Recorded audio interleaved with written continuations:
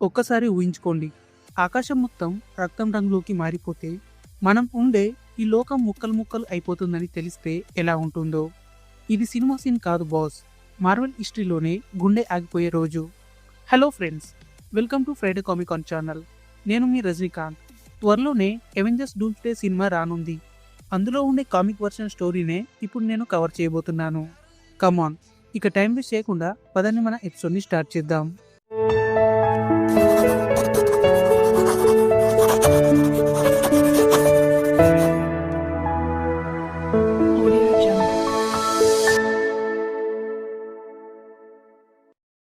Story స్టార్టింగ్లో doctor డూమ్, doctor strange ఇంకా molecule man ఒక శూన్యమైన ప్రదేశంలో ఉన్నారు.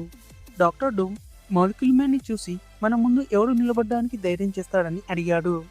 ఇది విన్న మాలిక్యూల్ మ్యాన్ భయంతో వణుకుతూ అతను మన ముందు నిల్చొని ఉన్నాడు, కానీ మనం అతన్ని ఏమి చేయలేమని అన్నాడు. వీళ్ళకైతే క్లారిటీ వచ్చేసింది, మన యూనివర్స్కి చావు దగ్గర పడిందని.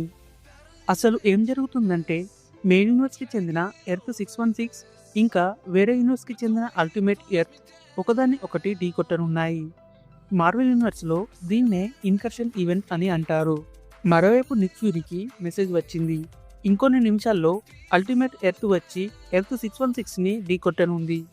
ఐదర్ మనం బ్రతకాలి లేదా వాళ్ళు బ్రతకాలి, మధ్యలో అడ్జస్ట్ అయ్యే ఆప్షనే లేదు.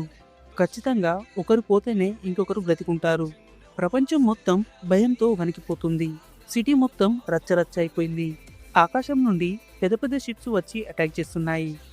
మరోవైపు అవెంజర్స్ ఒకరితో ఒకరు మాట్లాడుకుంటూ పోరాటం మొదలు పెట్టారు. ఇన్ని షిప్స్ని ఒకేసారి చూసిన కెప్టెన్ అమెరికా షెల్ షాక్లో ఉన్నాడు. అంతలో ఐరన్ మ్యాన్ మిగతా అవెంజర్స్తో ఇలా అన్నాడు, సెకండ్ ఛాన్సెస్ లేవు. అవెంజర్స్ అందరూ కలిసి మీ ఫోర్స్ని వాడండి. ఇక్కడ టోనీ స్టార్క్ తన అవెంజర్స్ టీం మొత్తాన్ని రెడీ అవ్వమని చెప్తున్నాడు. అంతేకాదు, థార్ ఆకాశంలో చూసి స్ట్రామ్తో ఇలా అంటున్నాడు, స్ట్రామ్, ఇదే నిజంగా మన ఎండ్ అయితే మన శక్తి మొత్తాన్ని చూపిద్దాం. స్ట్రైక్ అని థార్ తన థండర్ని వదిలాడు. ఇక హల్క్ అయితే ఫుల్ కోపంతో హల్క్ స్మాష్ అంటూ షిప్స్ అన్నిటినీ పచ్చడి చేస్తున్నాడు. యుద్ధం తప్ప ఇంకొక మార్గం లేదు. ఇక్కడ బ్యాక్స్టార్ బిల్డింగ్లో రీడ్ రిచర్డ్స్ లైఫ్ రాఫ్ట్ని ప్లాన్ చేస్తున్నాడు. అంటే ప్రపంచాన్ని ఎలాగో కాపాడలేరు కాబట్టి కనీసం కొంతమందినైనా సేఫ్గా వేరే చోటికి పంపాలనే తన ప్లాన్. తన ఫ్రెండ్స్ని మరియు ఫ్యామిలీని కాపాడుకోవాలనే రీడ్ పడే తపను చూస్తుంటే చాలా ఎమోషనల్గా ఉంటుంది. టైం లేదు, జనాలు ఎక్కువగా ఉన్నారు. ఎవరిని తీసుకెళ్ళాలి, ఎవరిని వదిలేయాలనేదే పెద్ద క్వశ్చన్.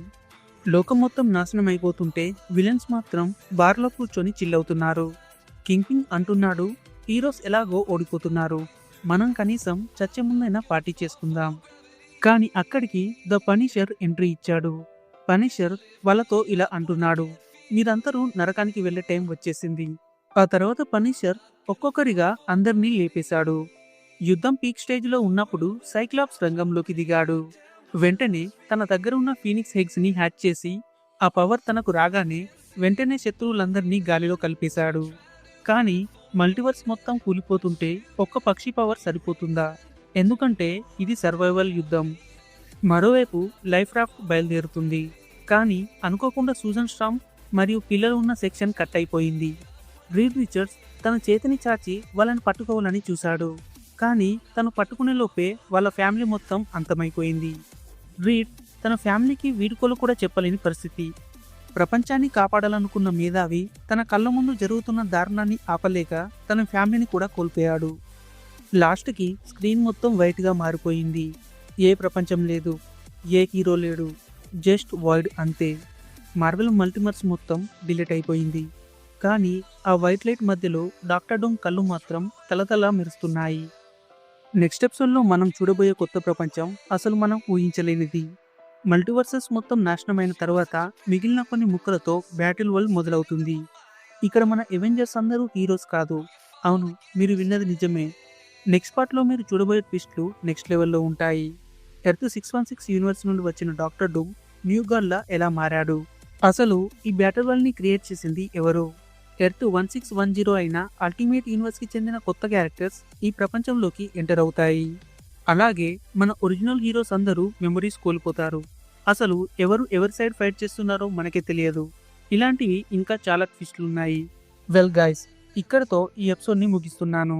నెక్స్ట్ ఎపిసోడ్లో మళ్ళీ కలుద్దాం. Thanks for watching. Signing off, Rajinikanth.